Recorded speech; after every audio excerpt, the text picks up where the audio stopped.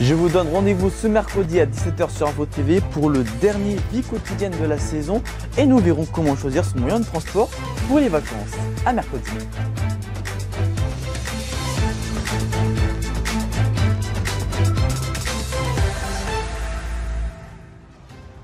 Mesdames et messieurs, bonsoir, bienvenue dans cette émission spéciale d'Info TV consacrée à ce second tour des élections municipales qui s'est déroulé, vous vous en doutez, dans des conditions plus que particulières en raison de la pandémie de Covid-19. Nous vous détaillerons d'ailleurs tout de ce scrutin particulier qui s'est donc déroulé aujourd'hui. Un second tour qui s'est déroulé plus de 3 mois après le premier, c'est inédit. Et la participation, vous le verrez, n'était pas au rendez-vous. Nous vous détaillerons d'ailleurs cette participation dans un reportage ainsi que le résultat des grandes villes avec la très attendue ville de Paris ou encore le Havre où se présente Édouard Philippe, le Premier ministre. Nous irons enfin aux États-Unis où le virus se propage de manière inquiétante. Plus de 2,5 millions de personnes ont été testées positives au coronavirus et plus de 127 000 personnes sont décédées du Covid-19. Nous ferons enfin un point à l'échelle mondiale en fin d'émission. Bienvenue dans cette émission spéciale d'Info TV.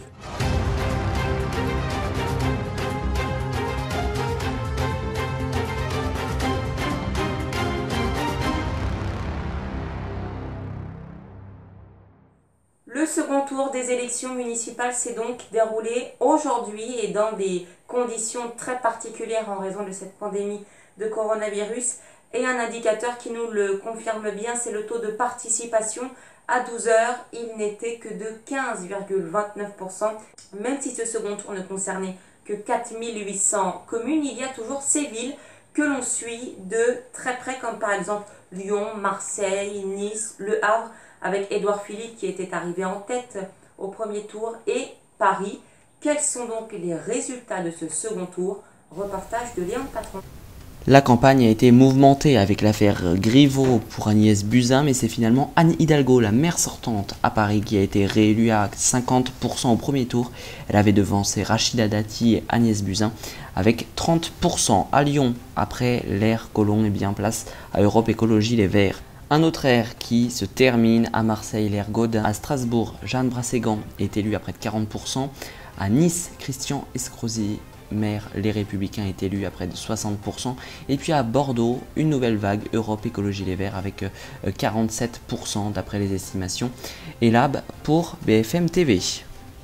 Au travail maintenant, ce sont les premiers mots d'Édouard Philippe, le maire du Havre, qui a été réélu une seconde fois avec quasiment 60% des suffrages. C'est une vaste vague pour La République En Marche. Restera maintenant à savoir si Édouard Philippe conservera son poste à l'Élysée en tant que Premier ministre. Également à Perpignan, Louis Alliot s'est revendiqué maire du Rassemblement National avec un petit peu plus de 53% des votes. À Nancy, le maire Parti Socialiste a détrôné l'ancien maire radical Mathieu Klein est donc élu. Également à Pau, le maire Modem François Bayrou est élu une seconde fois. Partons désormais à Lille où Martine Aubry, qui a vécu une campagne compliquée. À Mulhouse, le parti Les Républicains a été réélu une seconde fois avec près de 40%. À Lorient, le maire d'hiver droite est élu avec 35%, Fabrice Loher. Et puis Stéphane Le Foll s'est confirmé une réélection au Mans après avoir succédé au maire qui avait gouverné la mairie pendant 17 ans et qui est mort subitement. Le Parti Socialiste est donc élu avec 63%.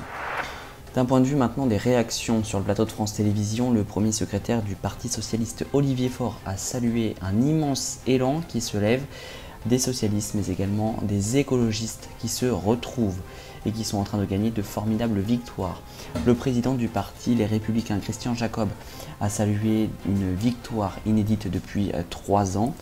Pour le Rassemblement National, eh bien, le bilan est un petit peu en demi-teinte avec une victoire à Bruay-la-Buissière dans le Pas-de-Calais, Ludovic Pajot qui a remporté.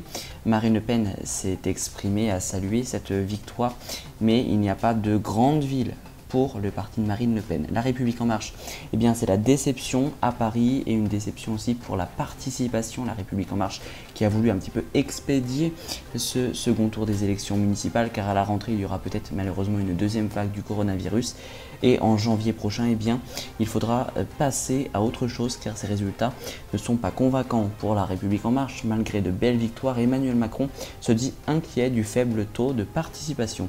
Enfin, Europe Écologie Les Verts, eh bien une nouvelle vague verte qui s'est confirmée. Elle est maintenant présente depuis de nombreuses élections.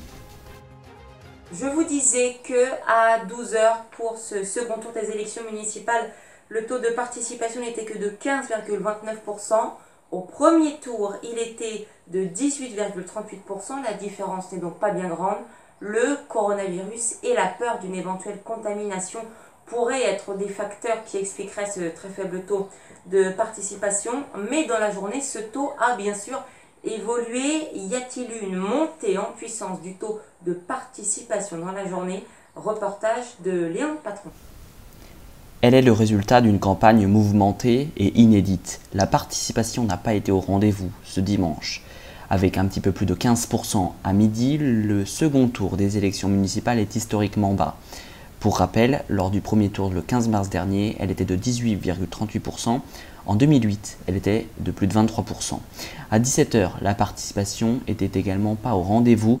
Un petit peu plus de un tiers des Français étaient allés dans un bureau de vote.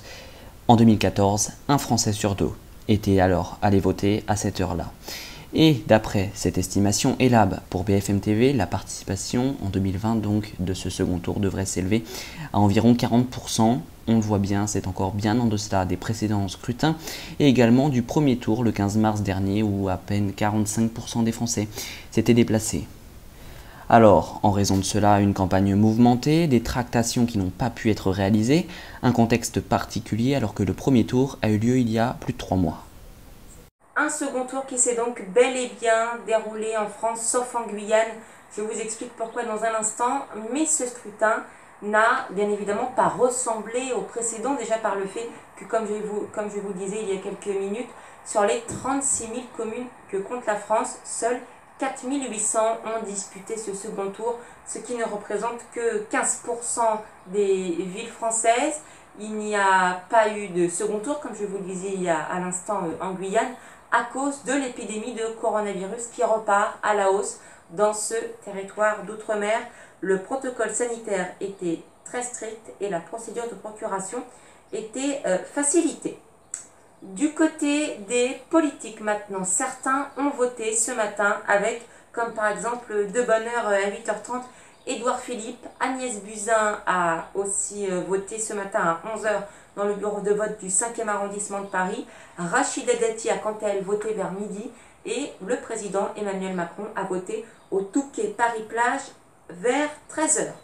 Bien évidemment, toutes les informations concernant ce second tour des élections municipales sont à retrouver sur notre compte Twitter @groupeinfotv. Un mot sur cette pandémie de coronavirus qui continue de sévir dans le monde et plus particulièrement aux États-Unis où plus de 2,5 millions de personnes ont été testées positives au coronavirus. Plus de 127 000 personnes sont décédées du Covid-19 aux États-Unis et mondialement, ce sont près de 500 000 personnes qui ont succombé du coronavirus. Sachez qu'au Royaume-Uni, la ville de Leicester pourrait être reconfinée localement en cause et c'est ce qui inquiète de plus en plus une recrudescence des cas de contamination. Voilà, c'est la fin de cette émission spéciale d'Info TV consacrée à ce second tour des élections municipales. Prochain rendez-vous sur notre chaîne YouTube, c'est mercredi à 17h pour le dernier numéro de Vie Quotidienne présenté par Théo Tornet. D'ici là, vous pouvez retrouver toute l'actualité sur notre compte Twitter. Pour les coulisses, c'est sur notre compte Instagram @groupeinfotv pour nos deux plateformes. Quant à moi, je vous retrouve avec grand plaisir le mercredi 8 juillet pour Instant Nature. Merci beaucoup pour votre fidélité et très belle fin de soirée à vous.